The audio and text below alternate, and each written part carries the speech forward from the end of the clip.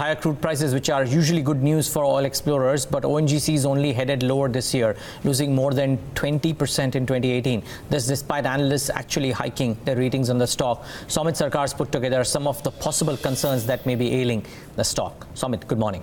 Good morning, Neeraj. So there are various concerns on the ONGC stock price which has been weighing on the stocks. So first one would be the possible comeback of the subsidy burden. Now, if you see, since September 2015, there has been no subsidy burden on the upstream companies. But now in FY19, the government has kept the petroleum subsidy at around 24,900 crore rupees, which is largely unchanged when compared to financial year 2018.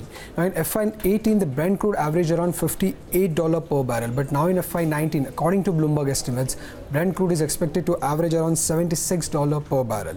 So a largely unchanged petroleum subsidy in a year where the crude prices are expected to be high by around 30% has increased the fear among investors that the subsidy burden might come back.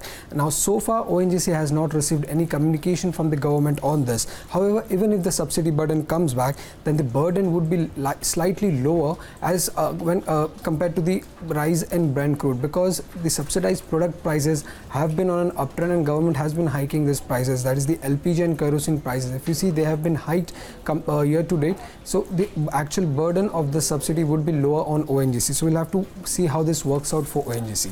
The second is the loss-making gas business. Now, in 2014, government introduced the administered pricing mechanism where the prices of domestically produced gas changes every 6 months. Now, since then, if you see, the gas prices have come down to around $3.06 per MMBTU, that is million British thermal unit. Now, but though there has been some gas price revisions in the last 2 times that we have seen, but the average gas prices is still below the average cost of production of per MMBTU gas for ONGC. Now, the average cost of production of gas is close to $3.5 per million British thermal unit for ONGC, but the prices have remained below that level for the last 2 years. Interesting, but the biggest overhang will be buying out the government stake in HPCL, isn't it, Soumeet? Well, yes, HPCL continues to remain an overhang on ONGC. Now, if you see, till FY17, ONGC was a net cash company. From FY10 to FY17, the average cash balance on ONGC's balance sheet was close to 11,000 crore rupees. But now, post its acquisition of government's 51% stake in HPCL, the company has turned into a net debt company. Now, ONGC took a debt of close to 25,000 crore rupees and also used its cash reserves to pay the high acquisition cost of close to 37,000 crore rupees for this government's stake in HPCL. Now, this debt of 25,000 crore rupees is a short-term debt, which means that the company will need to pay this in the next 1 year. Along with this, the company has also planned a capital expenditure of close to 32,000 crore rupees for financial year 2019, which means a total cash outflow of close to 57,000 crore rupees for the company in FY19. Now, investors believe that this would be a bit difficult and would also strain the balance sheet of ONGC. Now, this cash outflow of 57,000 crore would be difficult.